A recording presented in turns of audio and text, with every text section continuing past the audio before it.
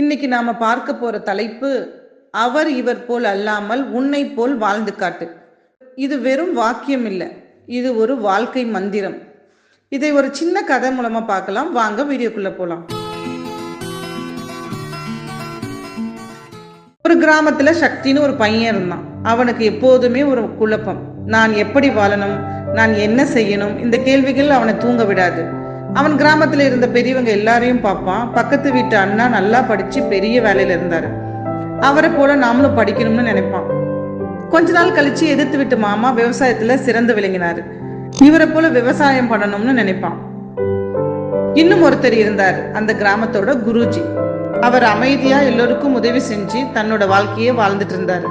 சக்தி ஒரு நாள் குருஜி கிட்ட போனான். குருஜி, நான் எப்படி வாழணும்னு எனக்கு தெரியல. ஒருத்தரை பார்த்தா அவங்க வாழ்க்கை நல்லா இருக்குன்னு தோணுது, இன்னொருத்தரை பார்த்தா அவங்க வாழ்க்கை நல்லா இருக்கணும்னு தோணுது. ஆனா நான் யார மாதிரி வாழ்றதுன்னு எனக்கு தெரியல அப்படின்னு கேட்டான். குருஜி புன்னகைத்தார். சக்தி, இங்க பாருன்னு சொன்னாரு.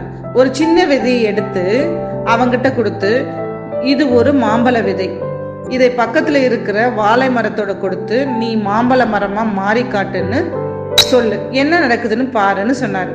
சக்திக்கு ஆச்சரியமா இருந்துச்சு. குருஜி, வாழை மரம் எப்படி மாம்பழ மரமா மாறும்? அது வாழை மரம், மாம்பழம் விதை மாம்பழ மரமா தானே ஆகும் அப்படின்னு கேட்டான். குருஜி தலையாட்டினாரு.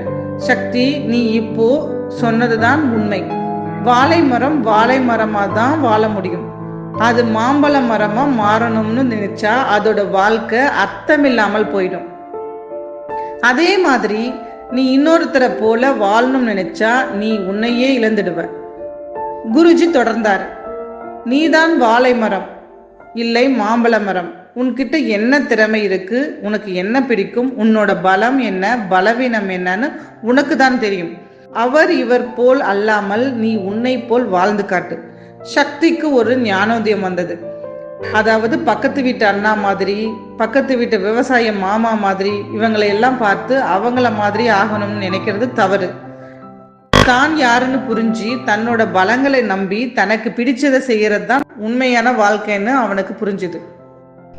அன்றிலிருந்து சக்தி அடுத்தவங்க வாழ்க்கை எப்படி இருக்குன்னு பார்க்காம தன் மனசுக்கு என்ன சரியோ, தனக்கு என்ன ஆனந்தம் கொடுக்குதோ அதை செய்ய ஆரம்பிச்சான்.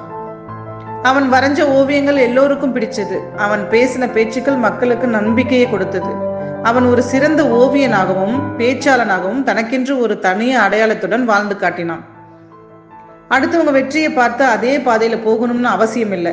உனக்குன்னு ஒரு பாதையை நீயே உருவாக்கலாம். அதனால நண்பர்களே, அவர் இவர் போல் அல்லாமல் உன்னை போல் வாழ்ந்து காட்டு. இந்த மந்திரத்தை நீங்கள் எல்லோரும் உங்க வாழ்க்கையில கடைப்பிடிங்க. அடுத்தவங்களை விட நீங்க என்ன நல்லா செய்வீங்கன்னு பாருங்க. உங்க தனித்துவத்தை கொண்டாடுங்க. இந்த கதை உங்களுக்கு பிடிச்சிருக்கும் நம்புறேன். மறக்காம இந்த வீடியோக்கு ஒரு லைக் போடுங்க, ஷேர் பண்ணுங்க, சப்ஸ்கிரைப் பண்ணுங்க.